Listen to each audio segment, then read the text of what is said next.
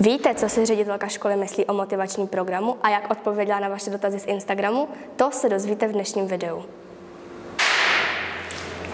Dobrý den, paní ředitelko. Dobrý den. Moje první otázka je, co to vlastně je motivační program?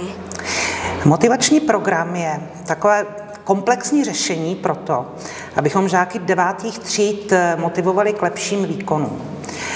Nevím, jak moc dopodrobná mám zacházet, ale v podstatě jde o to, že během 9. třídy jsou žáci hodnoceni bodově za velkou řadu činností, ať už jsou to účasti v soutěžích, ať už je to prospěch, ať už jsou to pochvaly, ale i také se odečítají body třeba za špatné známky schování, třídní důtky a podobně. A vlastně po celém tom školním roce se ten motivační program vyhodnotí a nejlepších, většinou 10 žáků, dostane pěknou věcnou odměnu. Takže chápu tady správně, že účel toho motivačního programu je zhodnotit žáky 9. tříd a nějak je motivovat?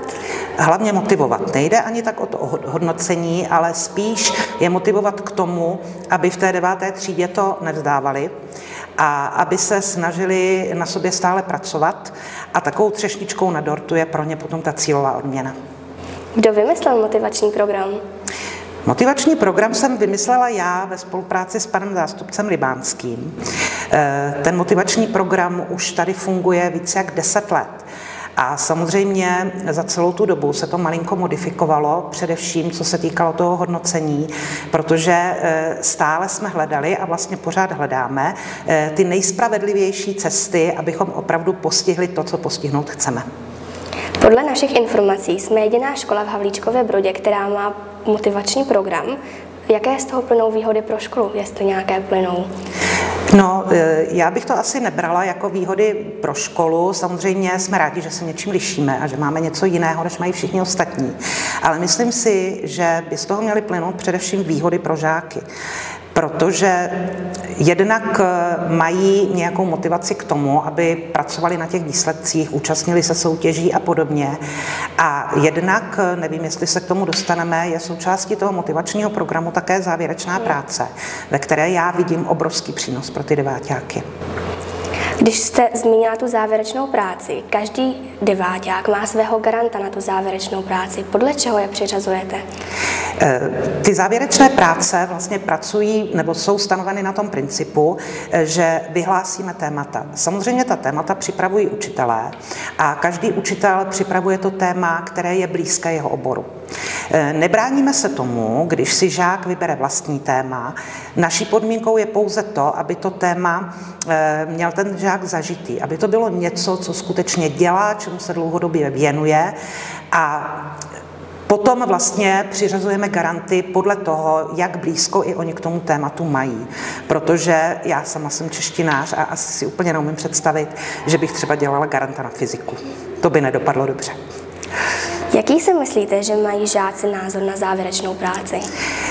No, ty názory se samozřejmě mění a zajímavé je pozorovat, jaký je i rozdíl mezi tím, jaký názor mají v okamžiku, kdy je píší a jaký názor mají, když přejdou na střední školu. Samozřejmě je to práce navíc. My jsme si toho vědomi a je to hodně práce navíc. Je to náročné, protože my opravdu chceme, aby žáci pracovali samostatně, aby součástí té práce byl nějaký výzkum, aby to nebylo obsané z internetu. Chceme, aby všechno bylo ozdrojované, správné citace, fotodokumentace, video, ukázky a podobně. Takže v té chvíli samozřejmě ti žáci mají pocit, že té práce je hodně a že třeba je to zbytečné a nikde jinde se to nedělá. Ale pak se nám vrací. A přijdou s tím, že přijdou na střední školy, dostanou zadanou podobnou práci, ať už je to příprava referátu nebo příprava nějaké prezentace a jsou jediní, kteří to umí.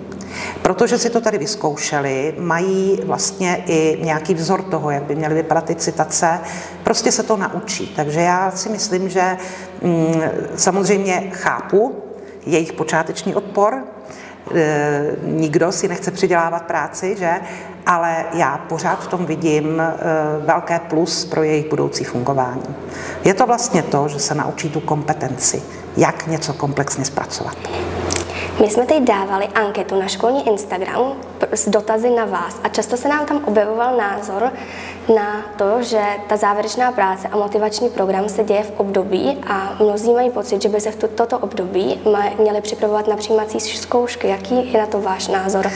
Já bych byla tak ráda, kdyby se v tomto období připravovali na přijímací zkoušky.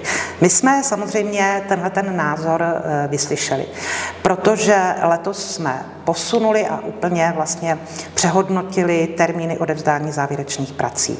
Ještě do loňského roku odevzdávali deváťáci ty závěrečné práce na konci dubna. A samozřejmě z podstaty jsme lidé trošku leniví, takže přestože ty závěrečné práce byly zadávány již v prosinci, tak většina deváťáků si to nechala na ten duben a pak si stěžovali, že se jim to tam kryje právě s přijímačkama. My jsme tedy letos ty závěrečné práce už začali řešit v říjnu a v listopadu a termín odevzdání je vlastně do února, takže se to vůbec s přijímačkama nekryje.